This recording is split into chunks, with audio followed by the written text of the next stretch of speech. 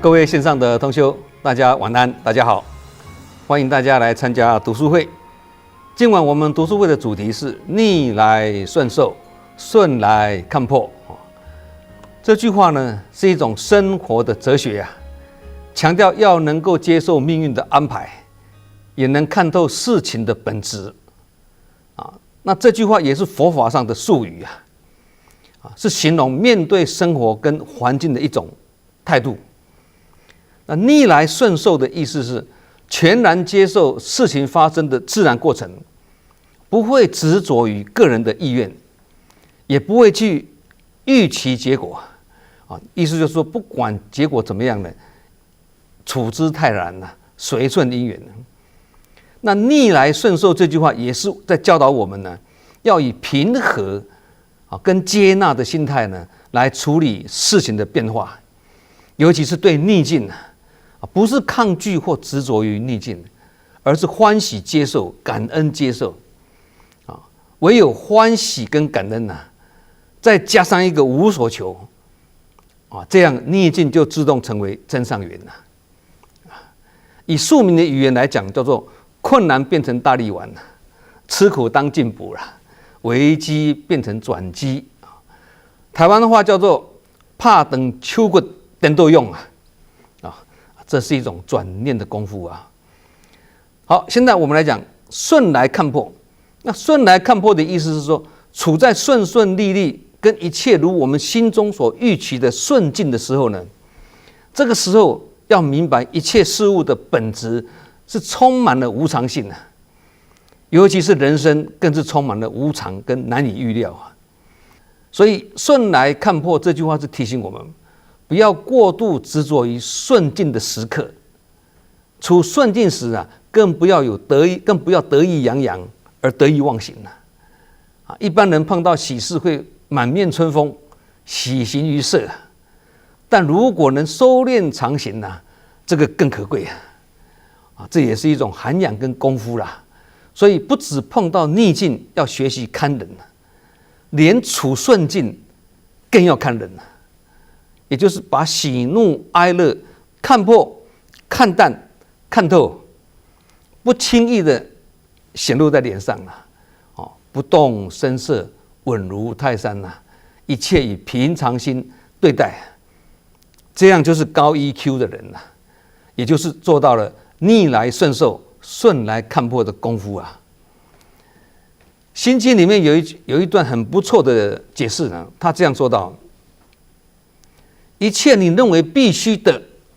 没有一样是绝对必须的。也就是说，人生没有什么事重要到必须让我们长久放在心中了再怎么样重要或再怎么烦恼的事呢，都可以抛到九霄云外一笑置之了。这个就是心经里面所讲的色即是空，空即是色的道理色即是空，空即是色，大家耳熟能详朗朗上口但很多人不解其意。那刚刚我们这样一解释呢，大家都很清楚了嘛。那袁了凡的《了凡四训》这本书相信很多人都有看过那里面也有一句话讲得非常好，叫做昨日种种譬如昨日死，今日种种譬如今日生意思是说，以前的种种过失遗憾后悔都好，就像昨天一样，已经成为过去了，就让它过去吧。那以后的事情呢，就像今天是重新出生的一样重新来过，一切向前看这就是活在当下了，跟永恒不灭的慧命。那这句话是袁了凡的家训，也是觉悟的真理更是安身立命的道理。所以我们如果想要了生脱死，这个道理就要把它学起来有一位妇人在河边要寻死被路过的船夫发现，而把他救起来。船夫就问他：你为什么要自杀那这个妇人就说了：我丈夫突然往生我觉得没有丈夫活不下去了。那船夫再问你结婚多久了？妇人说3年。船夫又问，没结婚之前你是做什么工作？这妇人回答，在村子里做染布的工作。那船夫就在问啊，那时候你的生活过得怎么样啊？妇人说，还蛮惬意的。那这个时候船夫就说了，那个时候你也没有丈夫啊，那为什么就活得下去呢？妇人一听啊，恍然大悟啊。船夫就对这个妇人说啊，找回那个没有结婚前的你吧，那时候一个人不也是过得很快乐吗？现在丈夫不在了，自己也是一个人，有什么差呢？那刚刚前面我们讲色即是空，空即是色，跟昨日种种譬如昨日死，今日种种譬如今日生，这2句话用这个妇人寻死的这个故事来解释呢，这个大道理就更清楚了啦。对，有事也有理呀，以事显理呀，那要做到好像也不是很难呐，是吗？如果对《心经》这句话跟袁了凡的这句家训呢，对这2句话这么深奥的话呢有所体悟的话，那要做到逆来顺受，顺来看破就更简单的啦。困难都做到了，比较不困难的更容易做到啊。那有些人呢，碰到一点不如意呢，就认为自己是世上最苦的人了，并认为自己的遭遇是最值得同情的。其实这种心理也是人之常情的，因为希望借这样的一个借这样子的来博得别人对我们的同情跟关怀嘛。然而也有一些人呢，虽然横逆不断却也能体认这种逆缘是起来有致，而能逆来顺受，并虚心自省。也因为有随缘消旧业的这种因缘观所以即使生活不是很幸福还是能以平常心的淡然处之也因为心态很平常，所以不幸的事情就会显得没那么不幸了，甚至因为坦然面对接受，而让原本看起来如绊脚石的这个不幸事情呢，变成心灵成长的踏脚石举例来说了球赛打输了也是一种不幸。那不论是球技不如人或球运不济至少要期许自己先做到少输为赢不要输的太多就好不要差太多就好。那继续屡败屡战之后呢，慢慢就会不输不赢打成平手，再继续努力，不屈不挠，即使是输在起跑点最后也会因为全力以赴跟旺盛的求胜心迎头赶上，赢在终点刚刚讲不要输的太多就是赢这就是一般人所讲的少输为赢嘛，就是给自己后退的空间也是提醒自己呢，要跟自己比，不要跟别人比，人比人会气死人最大的敌人是自己，不是别人。而且人生有2种较不能信一个是比较，一个是计较所以凡事一旦尽心尽力过后就不要再过分的苛责自己，这样才是善待自己从少输再到不输而立于不败之地这个时候只要再加一把劲就会接近成功嘛。然而如果经常以少输为赢降低自己的标准来自我安慰原谅自己这样就是在弱化自己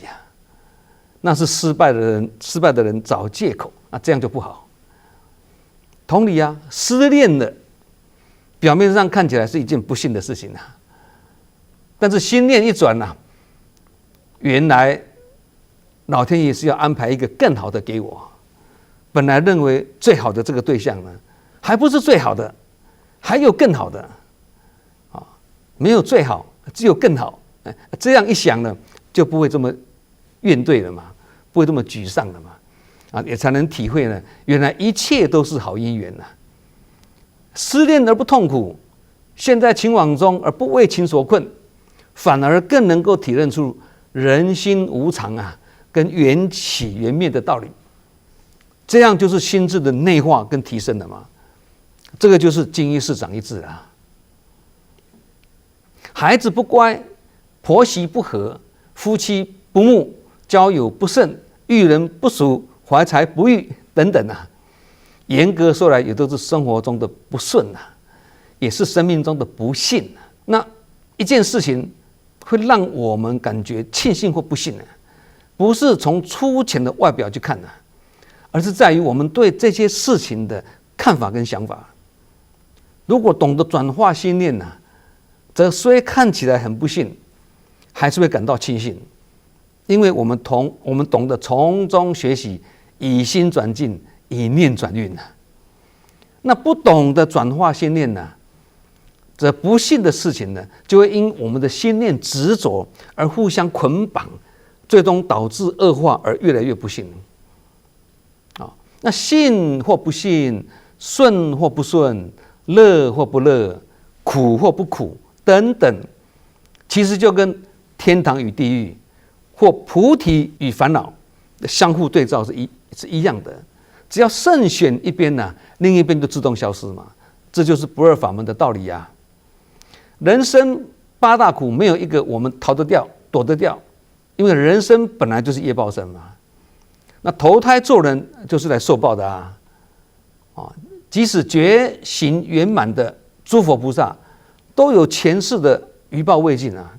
何况是一生习气跟无明的我们这些凡夫啊。那这样子的因缘果报观也需要认清啊，更要去深信啊。证严上人呢曾经开示啊，小乘法眼识，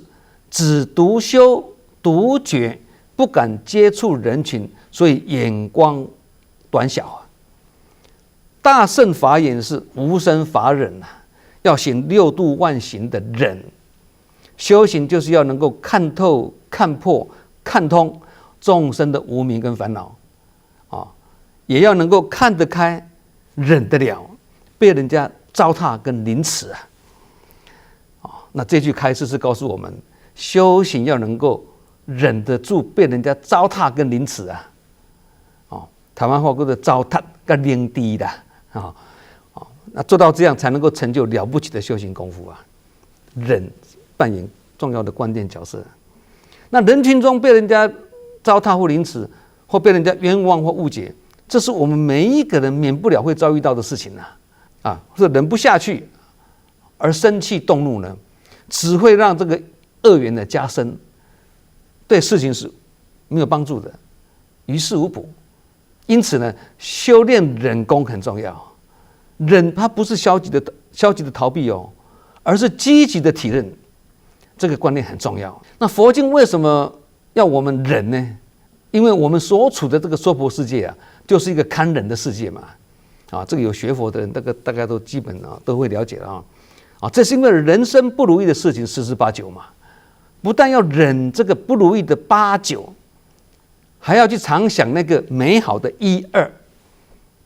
也就是凡事往好处去想啦，不要去钻牛角尖呐，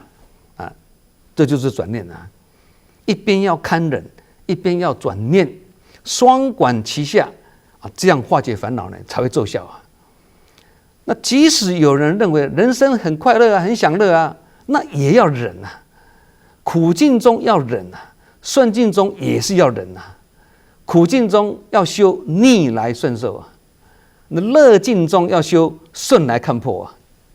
所以顺逆两境不落两边，都不执着。所以孔子说乐而不淫就是提醒我们凡事要适可而止啦，享乐也是需要有所节制快乐过头会乐极生悲，这个大家都懂。菩萨的境界即使处在顺境或乐境，或跟人家相处结很好的缘，他也不会因此而执着或去攀缘。这个也是要有修了才有办法做到了。因为一般人呢，碰到恶缘呢，就会心生怨怼了，埋怨了；那碰到善缘呢，就会心生攀缘了，就要去拉关系的啦。但是修行功夫够的人是逆境不排斥顺境不留恋也就是值得怀念的，请你珍藏啊；应该忘记的，不再留恋了。所以对顺逆境界都不执着啊，这样就是逆来顺受，顺来看破了啊，也就是我们经文里面所讲的“一信圆明自然”呐啊，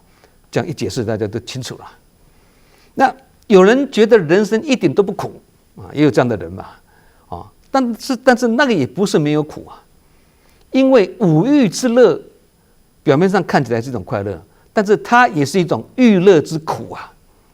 也就是快乐之中还夹杂着、还掺杂着苦恼，所以这个不是就近的快乐啦，而是苦乐参半的苦中作乐啦，还是苦，还是没有离开心灵的火宅啦。就好像《法华经》这个譬喻品里面的这个火宅喻所讲的嘛，一群小孩在火宅里面玩得不亦乐乎那是因为离火还有一段距离感觉不出来就好像什么温水煮青蛙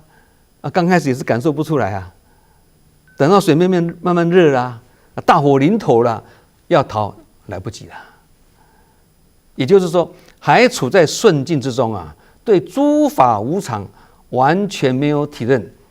等到无常现前的时候，不但措手不及更是抵挡不住这个时候呢，叫天天不应，叫地地不灵才来临时抱佛脚为时已晚所以顺来看破，就是提醒我们要有无常观，因为没有一个人呢可以挂没事牌啦，包括佛陀也是一样啦。因为苦是人生的本质，就好像苦是苦瓜的本质一样，这样子的真理不会改变所以一旦福报享尽，就是福尽悲来嘛。同理苦报受尽也是苦尽甘来嘛，一个是悲来，一个是甘来，道理一样这些都是物极必反的自然法则，也是真理我们常常讲否极泰来，也是物极必反的法则跟现象意思就是说，人的命运在坏到极点的时候呢，代表好运也即将随之到来了。因为最坏也不过如此嘛，就好像什么人跌入谷底了，也是好事一桩因为只能往上爬同理，孩子考试成绩最后一名也不必灰心因为至少不会再退步了。那不会再退步，就是充满了进步的希望，不是吗？所以呢，苦到尽头，跌入谷底，或者考最后一名，都不是坏事因为置之死地而后生嘛，没有后路可走自然就会怎么样？绝处逢生，峰回路转，你只能够全力往前迈进这也是物极必反的道理所以，当生命呢经过这样的蜕变之后呢，而得到升华，达到更高的境界的时候呢，我们回首当年处在恶劣境界的时候呢，我们就回首当年呢，我们更会有自迷转悟的一番清新的洞见跟感受跟体会这就是所谓的浴火重生嘛这是很多慈济志工他们的心路历程是如人饮水，冷暖自知逆来顺受跟顺来看破这两个观念加在一起，就是在强调什么？面对顺逆无常的境界变化的时候呢，更要能保持平常心跟冷静的态度它是一种全面的生活态度跟处事的心态，这个需要长时间的训练，并透过实际体验来培养实际体验就是你必须入人群里面去学习的，因为这里面呢充满了人生的哲理跟生活的智慧，就在人群中。所以行菩萨道不只是要练身而已还要练心心也是要锻炼的。心不锻炼的话呢，让它睡在一边时间久了也会变得软弱无力软弱无力的心，在面对境界变化的时候，很容易心随境转，翻腾不已起伏不定那这个跟逆来顺受、顺来看破的境界呢，是背道而驰啊！这样的日子就会过得很辛苦啊。那要怎么样来实践这种生活的哲学呢？有方法，4个行动纲领啊。第一个，接受现实，也就是说，学会接受无法改变的现实跟环境。环境改变不了，但是我们要去接受它。但是这并不代表被动的接受命运的安排哦，而是告诉我们明确的认识到自己能够掌控的范围，跟无法掌控的范围要分得出来，清楚知道自己做得到跟做不到的事情。对自己所处的形势清清楚楚了，了然于胸了。这个就是我们读书会常常讲的知人者智，知之者明，也就是《孙子兵法》里面所讲的知己知彼，百战不殆啊！不是百战不胜哦，百战不殆。不殆就是立于不败之地了，也就是对自己所属的情况呢了了分明，进退不失据。这样才有可能立于不败之地啊！所以刚刚讲的知人者智嘛，知人、知之、知己、知彼这个就是立于不败的前提啦。要先做到这个前提，才会不败，然后成功嘛。好，第二个，调整心态。面对困难跟挑战的时候，要懂得尝试转变我们的思维啊，要能够提起正念。也就是我们时常讲的转境跟转念嘛，因为一念心转就万境转啊，所以要把困难跟挑战呢当作学习跟成长的机会，这样才是积极的心态啦，才会有助于减轻压力呀，跟提升自己应付变迁的能力呀，好，第三呢，往内升观，碰到逆境的时候呢，先往内观察自己的情绪跟思想，并警惕自己啊。虽然我们没有刻意排斥逆境啊，但还是要跟他保持距离哦。佛法上叫做什么？离境或者离相啊。离境不是不要境，而是不着境；离相也不是不要相，而是不着相。境一定会有的，相也一定会有的。但是我们不执着于它，不跟它纠缠，不跟它沾染的意思的，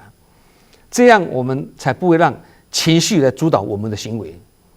也就是主人不会被仆人掌控，心境不会被外境掌控啊。换句话说，就是先要保持冷静跟客观的观察，才能够以静制动啊，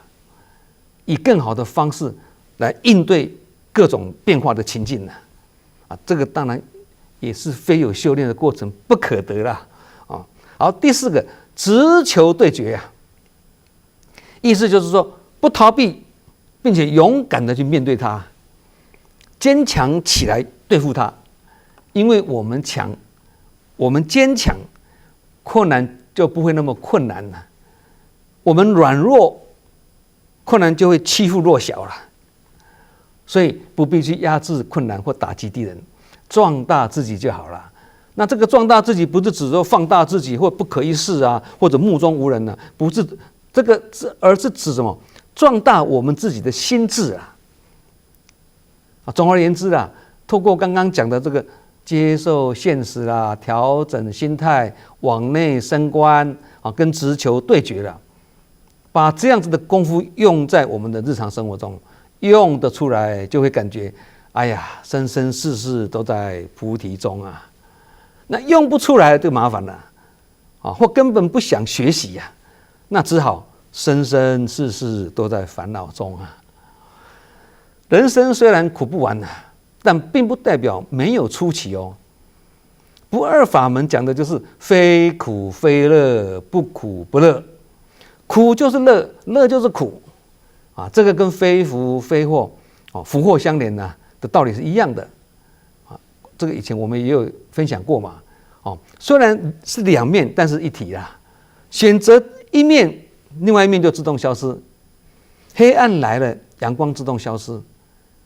那太阳出来了，那夜晚就自动结束嘛。道理就是这样嘛。那想要体会这样的道理呢，就必须懂得转念跟转进懂得转，并且转得顺就会逆来顺受，顺来看破了。那不懂得转或转得不顺，就会逆来难受，顺来造业，这样就很要命了，就会苦不了啊，苦不了啊。那人生虽然是苦海无边嘛，常常讲嘛，但后面有4个字才是重点叫做回头是岸回头就是转个念头嘛，也就是刚刚讲的转念跟转进嘛。那苦乐参半，就是吃过苦才能够体会乐嘛，而且也不会让我们乐过头，因为还有苦掺杂其中嘛。所以才说人间有苦有乐这最好修行的地方那逆来顺受，顺来看破，就是不论遭逢顺逆境界呢，都能够不执着、不攀缘，也能适时看开放下这样就是懂得什么放下包袱跟布袋了这是学佛的基本精神能随时放下包袱跟布袋就是随时都能够心离境。做得到就是禅。刚刚讲离境离相嘛这个离境做得到就是禅，禅定的禅那做不到也是禅，但是是纠缠的缠所以此禅非彼禅那有形的包袱跟布袋好扛有形的容易扛那无形的包袱跟布袋就难当苦难当嘛。好扛的需要靠体力，难当的需要靠心力。那只有体力跟心力就够吗？还不够，还要毅力与耐力其中一项若不济，绝对没力走下去这样就会变成布袋跟包袱缠身的在缠菩萨了。这个以前我们也有讲过了也是纠缠的缠在缠菩萨。其实工作环境发生变动而一时无法去适应，这个也算是一种逆境现前因为这个时候我们可以把逆来顺受拿出来用，告诉自己要勇于接受这个改变，并且努力去适应新的局势这个时候就先要怎么样看破现状把过去已经稳定的工作环境的那种执着呢，把它释放掉这样才会让我们这样才能够让我们顺利进入新的工作环境跟新的局势之中就好像说新冠疫情之前，我们的生活都很安稳疫情期间呢，局势动荡不定，不是吗？人类的生活、生计、生存生命都遭受很大的威胁，我们也只能面对无法逃避也是无处可逃所以只能被迫的要去适应它。道理是一样，适者生存不适者就淘汰嘛。生病的时候呢，也可以把逆来顺受拿出来用当健康面临挑战的时候，逆来顺受就是意味着我们可以接受这个事实，这个现实，并以积极的态度呢去面对。这个时候呢，顺来看破，就是面对生病的无常跟不可预测性我们能适时的把它看破身体没有不病的道理的，这个道理要把它看破。看破没有一个人可以挂没事牌，这种心念转折跟透彻道理呢，就是顺来看破了。看破就是看破这个道理啦，透彻它的意思的。那把这样的道理呢用在人际关系也是通在人际关系中呢，逆来顺受是代表着接受别人的观点跟意见。你没有错，别人没有错，你也对甚至呢可以接受别人的行为模式不对别人的言论或行动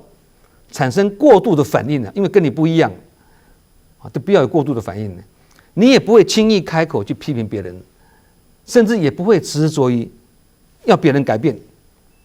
你的都是对，别人都是错，所以别人要改变，不可能，因为改变自己都这么难了，何况要去改变别人，是吗？这些都是在人群的修行中呢，几乎是每天都会碰到的考试啦。相信大家都有这样的经历，所以顺来看破是意味着我们可以看破人际关系的复杂性，看破人人都有如来智慧跟德性啊，也同时看破众生习性刚强难调伏啊。所以好的看得很清楚，不好的也看得很清楚啊。这种看破也好看透也好，道理呢是了然于胸啊，清清楚楚啊。那以上所讲的这些道理，如果都懂了，它就能可以帮助我们去看破过去的人事物的执着，看破这个执着，更能帮助我们呢顺利的融入新的环境跟生活之中啊。一旦能把这样子的法呢用在生活中了，那就代表我们所学的法完全生活化了，这样才是佛法不离世间法。人生很难保证是万事如意嘛，所以不如意的时候呢，可以失意一下就好，但不要颓丧而悲观丧志啊。碰到挫折的时候，也可以蹲下去缓冲一下，但不能倒下去哦。同理呀，偶尔的失败并不可怕，最可怕的是什么？让失败成为一种习惯啊！这个就好像以前我们讲过的嘛，人可以孤独跟寂寞，但不能恶化成为空虚跟失落啊。要修行就要能够接受这个孤独跟寂寞啊，但是恶化成为空虚跟失落，这个就很麻烦了，因为接下来就是忧郁嘛。两个是一线之隔啦，但差之毫厘呀，失之千里，道理是一样的。人生也难免有陷入困顿之时啊，但是还是要提醒自己，在悲伤中要展现笑容啊，在痛苦中没有悲观的权利啊。说起来很容易啊，但做起来很难呢。就因为很难，我们才要来学习嘛。一边学一边做，一边做一边学，到最后功夫养成了，也能够做到了，那就是难能可贵嘛。菩萨道讲难行能行，就是这个意思嘛。那这个我们再来回首当年，就是潇洒走一回嘛。在我们每个人的生命中呢，都会遇到让我们遗憾啦、痛苦啦、悲伤啦、失望啦、愤怒啦等等这些事情。而经历这些事情的时候呢，甚至会让我们无法承受哦，或心灰意冷，甚至让我们萎靡不振啊。然而就因为有这些负面的经历呢，才会让我们加深对自己的了解，更加认清自己的不足之处，还要去继续成长学习，才能够想出办法要去化解、跟超越、跟突破。这样就是激发自己的潜能的啦，也是成长的动力的。那我们走入修行之路，目的也是要来提升这种解决问题跟化解烦恼的能力啊。对，悲愤虽然是一种伤痛，但却也能让它转化为一股力量哦。所以不只是化悲愤为力量啊，化压力为助力也是一样的道理啊。那悲伤中的笑容可能会有一些勉强啦，对，也可能是一种假象啦，皮笑肉不笑啊，强颜欢笑啊。但是这也是一种世间法的方便全教哦。一旦启发也持续，自然能够假酒成真嘛。佛法上叫做什么？借假修真嘛。意思就是由方便入真实的意思啦。所以有一句话说得很好啊。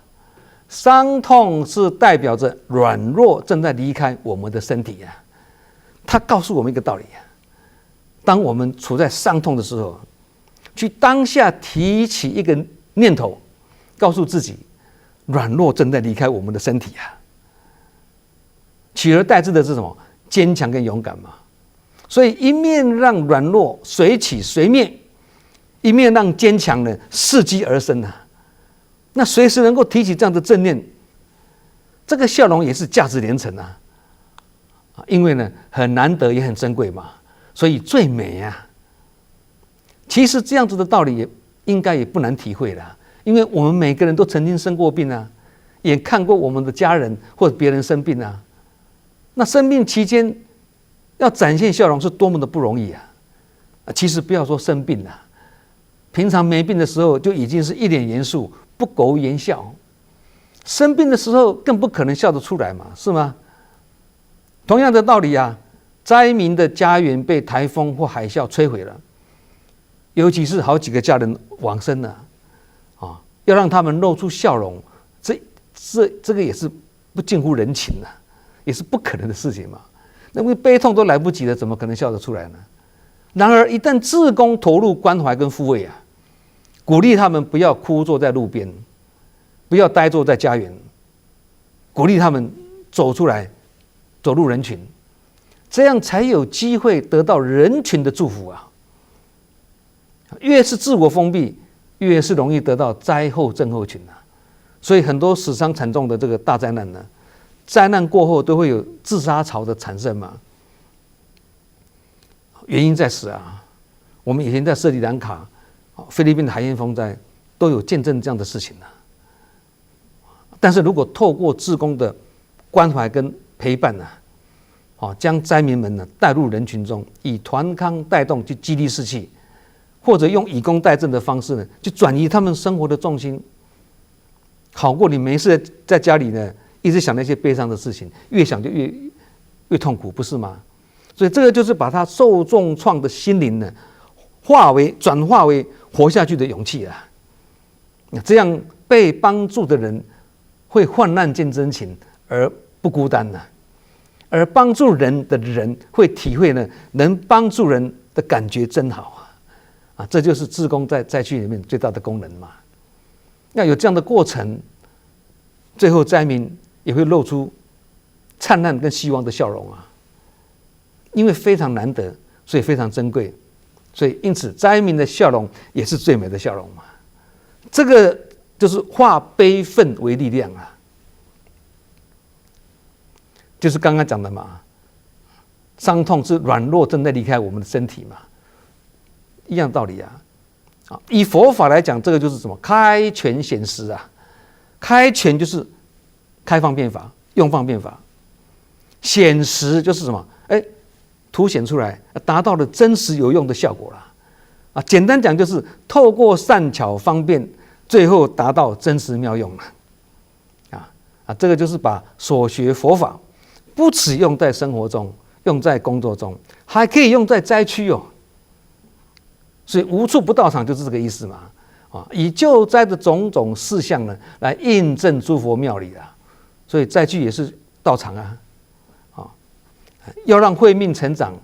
就必须让我们的心灵呢，日积月累不断的学习，从学习中去培养正念的思考习惯呢。因为一个人的心如果不修炼的话呢，自然是软弱无力的。我们平常不容易察觉自己的心是软弱无力的哦，因为平时没有事情发生的时候，或者处在顺境中，没有什么感觉就好像处在顺境中的人，他没有办法体会什么是苦啊，什么是无常，他没办法体会啊，因为他没碰到嘛。但是人生毕竟有顺利起伏啊，不是万事如意的啊。现在你没有碰到，并不代表将来不会碰到将来万一一旦碰到一点点的挫折或不顺心这种逆境到来呢，马上就会感觉受不了啊，因为这个心平常没有经过训练所以他没有具备转境跟转念的能力心力脆弱心力不够强所以把原本只是3分的不如意呢，把它夸张为10分的痛苦而他也会去高估困难的程度，所以越想越困难，其实没那么困难，那他把它高估了。如果这个时候呢，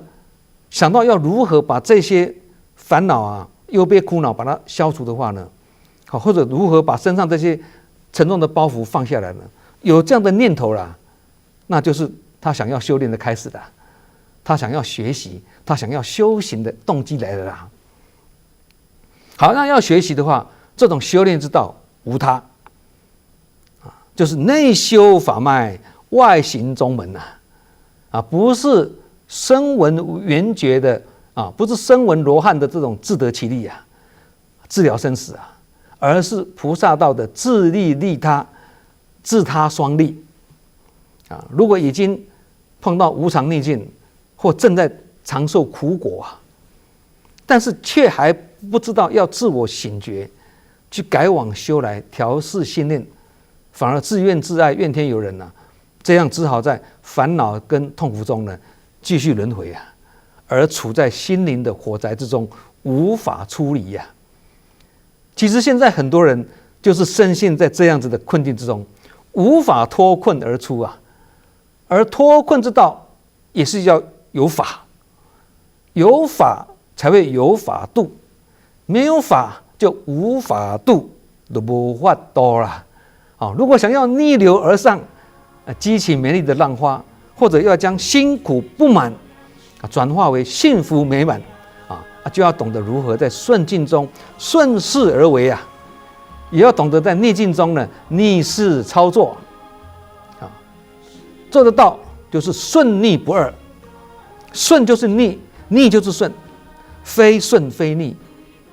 这个跟刚刚讲的福祸不二、福祸相连是一样的道理。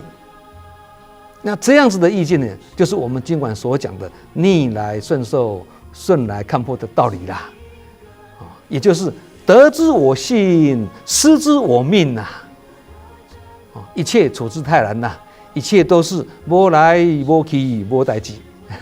好，我们今天晚上的读书会就分享到这里希望大家都能够福慧双修，法喜充满，祝福大家，我们下周同一时间再见。